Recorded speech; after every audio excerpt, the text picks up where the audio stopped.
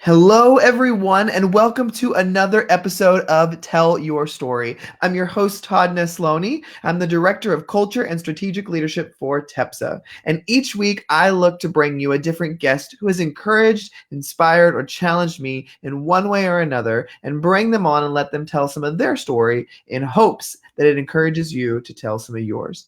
I am thrilled this week to have my special guest, Michelle Sandoval-Villegas, on with me. Michelle, tell everybody a little bit about who you are.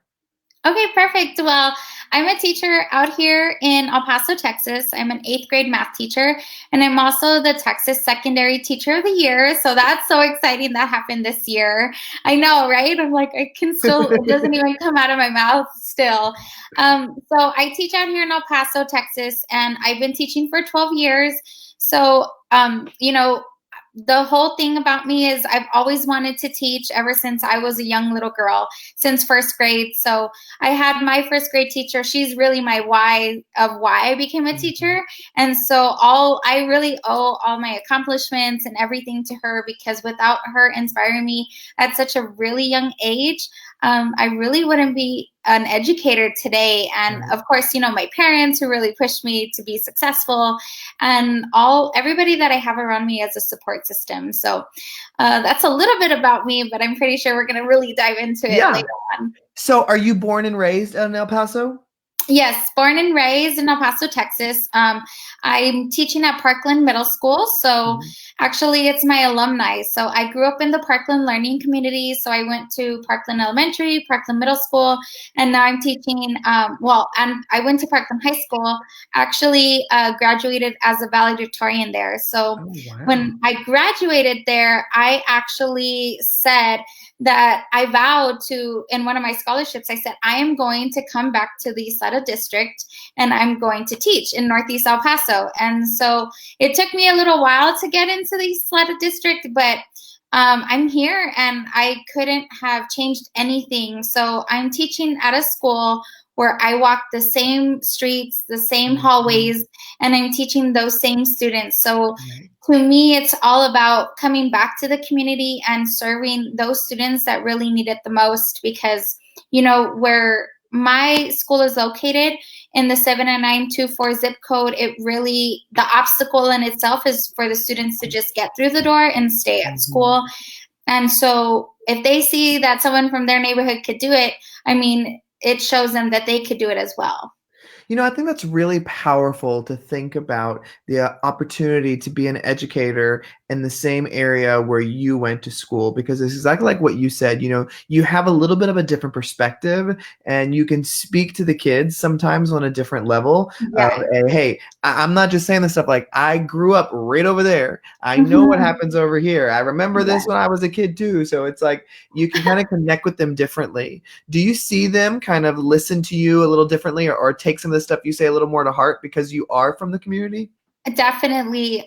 They always try to test me like, well, you've never been here. And I'm like, yes, I have.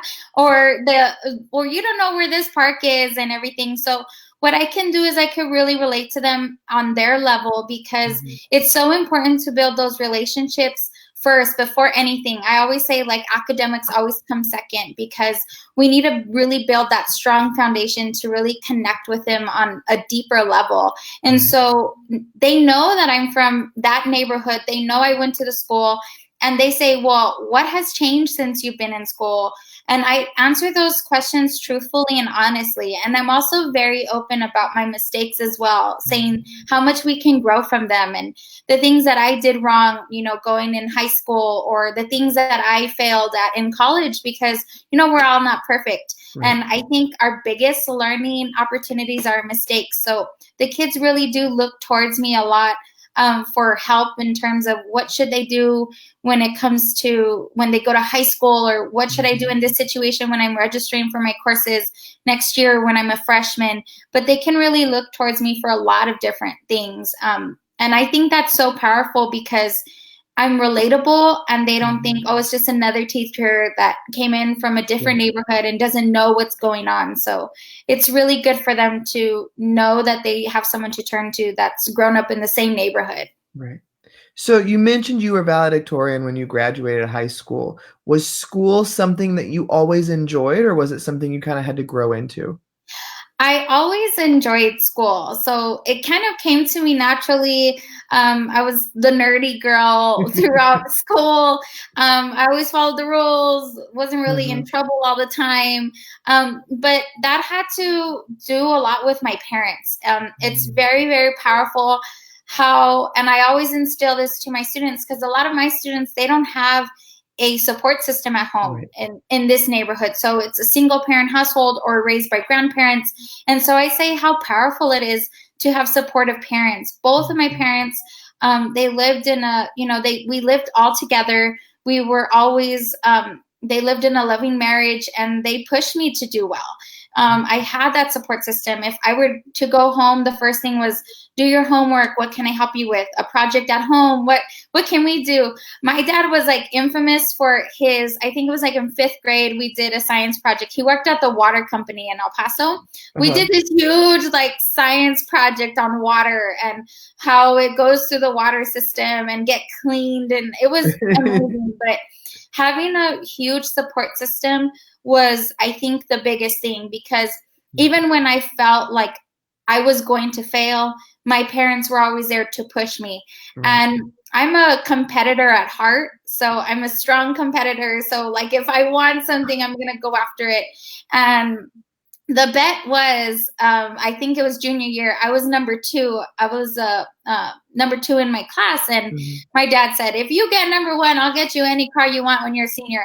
Well, I made it happen. So we didn't get a big fancy car.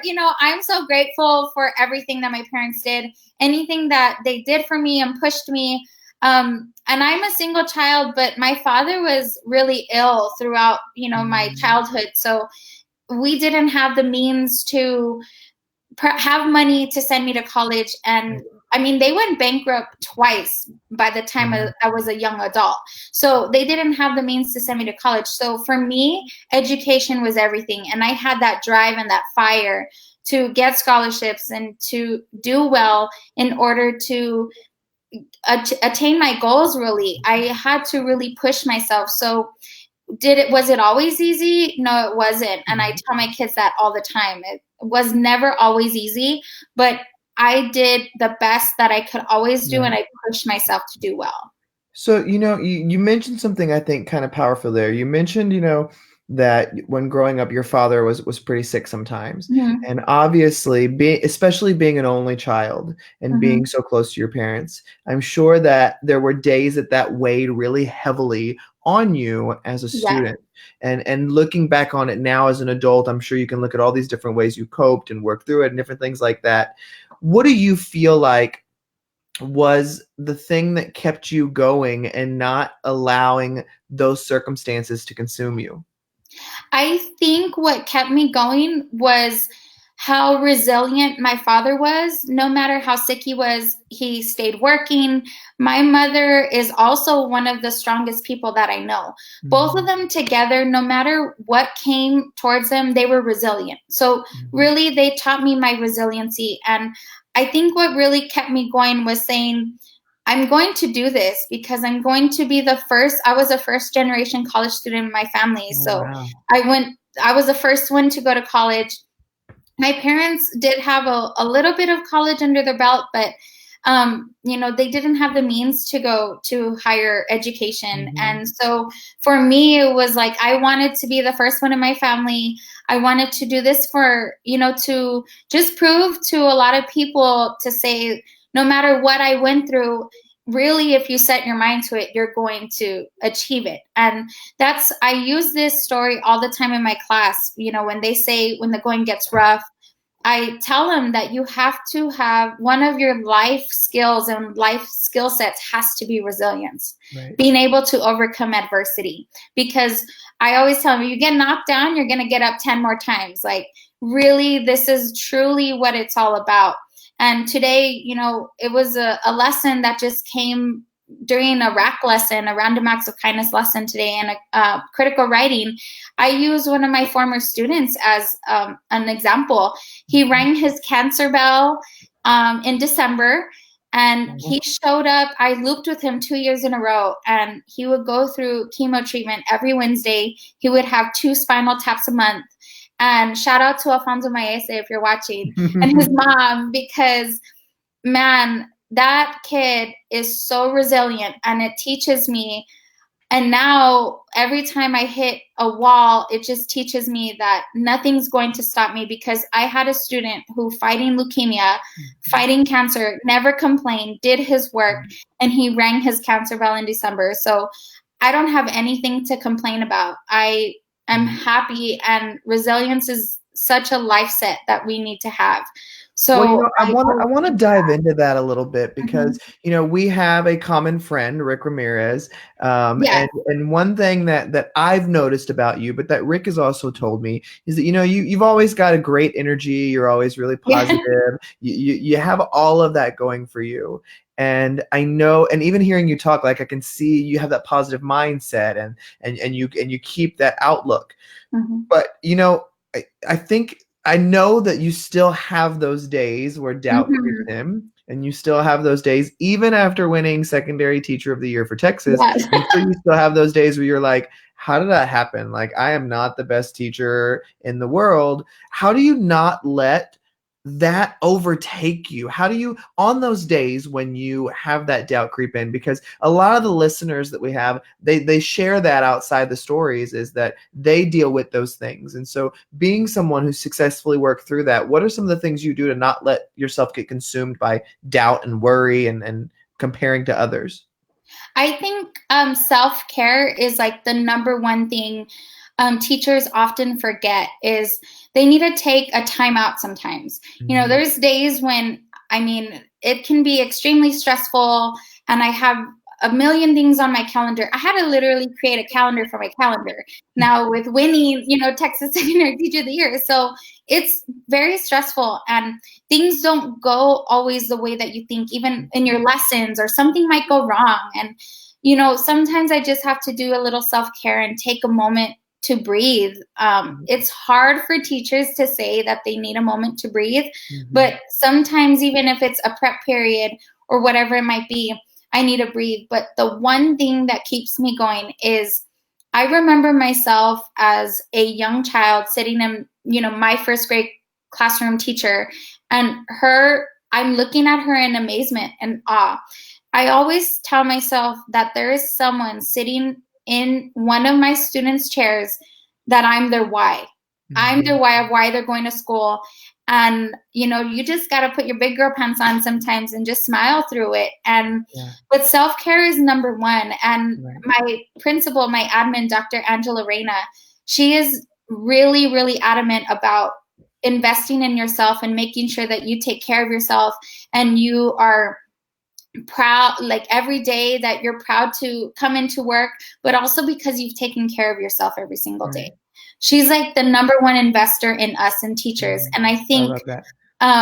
she's number one. I mean, really, she's phenomenal in her mindset of how she invests her time, energy, and positivity in her teachers. And so I take a little bit of that piece from her, and I say, you know what? I need to invest a little time on myself, Mhm. whether that be, okay, let me take a time out and take a breather really quick, or just sit down and reflect on, okay, why am I here today? I'm here Right. because I'm teaching because I love it, and it's not a job, it's a lifestyle, and it's Mhm. something I enjoy. And someone is sitting out there watching me with their eyes. I can't Mhm. have a bad day because somebody is having a worse day than me. Right. I love that. Well, I want to switch gears here a minute. And you're from El Paso, and you live there now. And your town has been on the news a lot in the last year for all kinds of different things. And I've had the great experience to come and visit twice in the last couple months, and it is a gorgeous city filled with lots of history and diversity and great food as well. Yes. Oh my God. Yes. So, for people who only know El Paso from the news, what would you tell them about where you live and the people who live there and what you want others to know about your city? Well, I'm so passionate about my city because people don't understand how we may not be a big metroplex of a city like Dallas or, Mhm. the bigger cities like LA, but we're a beautiful city. We're so incredibly diverse when it Mhm. comes to the people, the food, the where we are on a border town, because we get a lot of negativity saying, we're a Mhm. border town, and all I could get totally political on that, but they don't understand how gorgeous our city is. I Mhm. mean, really, we have such a strong set of mindset of family here. Mhm. You could literally go around town and everybody is friendly and they are caring for each other, because when everything happened on August 3rd, we really faced a mound of adversity here. I Mhm. mean, we had to overcome as a city to really come together, and it was in an instant. I mean, it happened, and within the hour, we had hundreds, thousands of volunteers willing to help each other, willing to cook for each other, willing to house you if you've lost your home or anything to medical bills. I mean, we really come together, and I would honestly recommend anyone who's never been to El Paso to visit, because we are such a unique city. We are Mhm. unique in the fact that we are kind of cut up from a different cloth up here, I would because agree. really we are cut from a different cloth, because no matter what part of town you are from El Paso, we have that strong foundation of unity here. You see so much in the news of cities being so split in terms of Mhm. where they're having political issues or racial issues. We don't see that here. Right. We love one another. We care for one another. And honestly, I'm so incredibly proud to say that I'm from El Paso. I mean, when people ask me where I'm from, if you're from Texas, you're like, I'm from Texas, the little Texas swang. But anyone that asks me where I'm from, I always say El Paso. Yeah. And then they say, well, where's that? And I say, well, it's in Texas, like the tip of Texas, but it's in Texas. And to me, that's the part that matters, is anyone who's never been, I mean, you're really missing out. And plus the food is amazing. So Well, just I would come to agree with food. you that it's such a unique town and it's such a special experience, and I ask that question because, sometimes people can have perceptions about places based on what they've heard on the news or on social media. And when you go in with an open mind and truly get to know the people there, it's something really unique. And I want to shift gears a little bit too, because your town was also quite infamous for the shooting that happened at Mhm. the Walmart there. And, I have a couple of friends who live in El Paso, and to see how deeply they were affected by that, and to know that like one of them knew somebody who was there when it happened, and or knew how our kid came in the next day and had a friend there or whatever like that. Did you find yourself also extremely personally affected even though you weren't there as well? Yes, actually, one of my former students' family members were actually affected. Oh man. So one of the elderly was actually affected, and one of our younger students was actually affected with the family. And Mhm. so that's another thing about El Paso, is we're a small city, and it's like everyone knows everybody. And Mhm. when this happened, it was so incredibly, you always say it won't happen here. Mhm. It won't happen in our city. Oh, it's never going to happen. And then it happens. Yeah. And it's like reality sets in. And that day I was actually at a training, like in the morning, I was doing some work. And I remember I heard a bunch of helicopters, and it was so surreal. I'm driving. We got moved from that place because it was close to where it happened, by the Walmart. And driving away, you just see, I mean, cops just driving by us, and all types of personnel that needed to be there. Mhm. And it is so incredibly just mind blowing how many people we knew were Mhm. inside the Walmart. Right. So I mean, you may not have been directly affected, Mhm. but trickle down, either one of our students was affected, one of our family members knew somebody who was affected, Mhm. and knowing that it was definitely one of the former students' families that were affected in the whole thing, I mean, they did end up losing their loved one. So Right.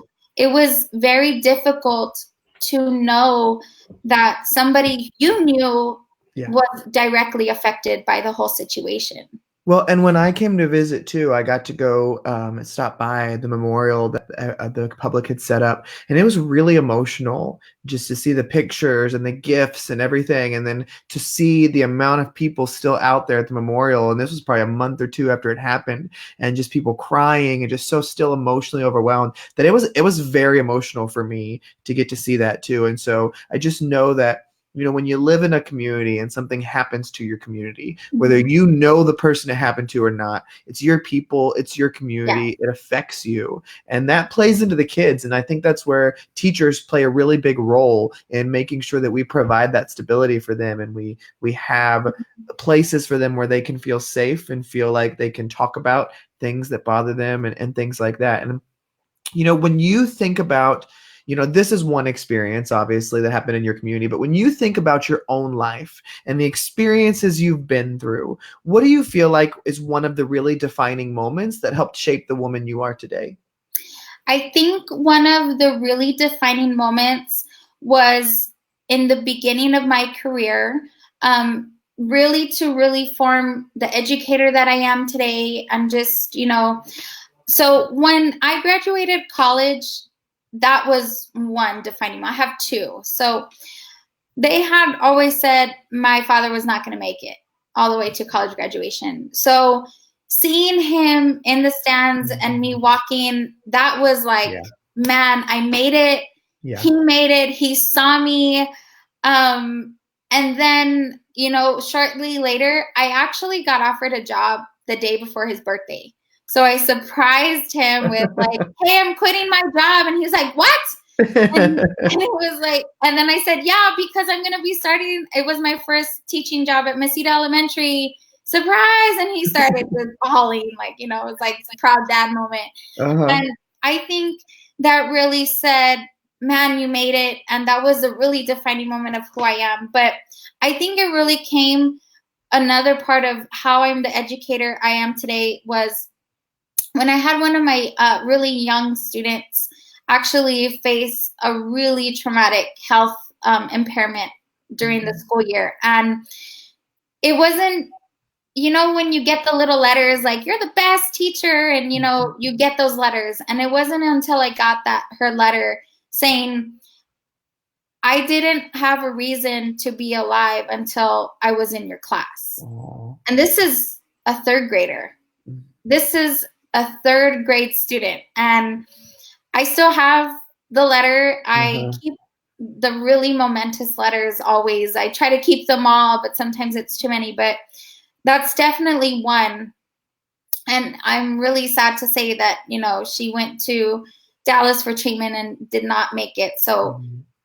that was a defining moment, Yeah. saying someone looked up to me, and someone was inspiring to somebody, but that young lady unfortunately was lost at a very young life, and Mhm. that was extremely hard for me to bear down. And I was there for as much as I could be for her family, Right. and it was extremely difficult. But the defining moment of who I am today is just being somebody's inspiration. Right. And that's what I love so much about teaching, is when we least expect it, we're impacting a student extremely grand, Right. even on the littlest thing. Even might just be saying hello to them in the morning, Right. because there's that one student that just needs a friendly smile. Mhm. And so that really truly made me who I am today, the educator, because I said, you know what, I need to care a lot more than just academics. The Mhm. scores can come later, because if you get to know them before the academics, you really build that relationship, and then the academics come later. Yep. And I really think that truly took me to Texas Teacher of the Year, because I know that my peers know that I invest that time before the academics. And Mhm. even the crazy antics, I mean, I stand on chairs and I dance in the hallways and all that, but really it's about the caring, and that defined me truly as the educator that I am today. Well, and I think you also made a really good point there is, we focus a lot on relationships and building and letting kids know we care about them. But in the same tone, the kids impact us too and leave Hmm. a mark. And it's not just that we get to pour into them. When you pour into them and you connect with them, they end up pouring back into you and it fills you as well. Well, Michelle, one question I always love to end these conversations on is if there was one thing that you wish more people knew or understood about anything at all, it doesn't have to be education if you don't want it to be, what would your one thing be? I would actually say the one thing that maybe a lot of people don't know about me is I'm extremely hard on myself when I do fail. Yeah, And I think the kids always see and everyone around me sees that you're so positive and you're so, you're wonderful and everything. But I do take it really, really hard when I mhm, do fail at something. But I've kind of changed my mindset throughout the years and said, if I fail, I need to learn from what I did wrong, what happened in this situation, and how can I make it better. right. And so that's what I really try to instill with my students. But a lot of people don't know that I do have bad days. I do have bad days, and I do things wrong sometimes. But I really kick myself in the butt when it does happen. So Yep. I don't think my kids know that. I try not to let that happen or Right. let them know. There was one time last year I did teach a whole concept wrong. Sorry. Sorry, I've Dr. Ray. been there, done that. I taught it wrong completely. And then I realized the next period, I was like, oh my God. And I took it so hard on myself because I'm like, oh my God, I messed my Yep. kids up. Yep. But a lot of people don't know that about me, but I do take myself, it's really difficult when I do fail. But I mean, I get knocked down, I get up 10 more Yep. times. So that's That's what's right. really important for me. Well, Michelle, I am so glad that you made some time to chat with me tonight and tell some pieces of your story. It was really encouraging to hear, and you were doing some great work. So thank you so much for making time for me today. No, thank you. And thank you, everybody, for listening or watching another episode of Tell Your Story. Remember, you can check out all the past episodes on Spotify, Apple Podcasts, SoundCloud, wherever you get your podcasts. You can check it out there. I hope you've enjoyed tonight's conversation with Michelle, and make sure that you get out there and tell your story because every story matters.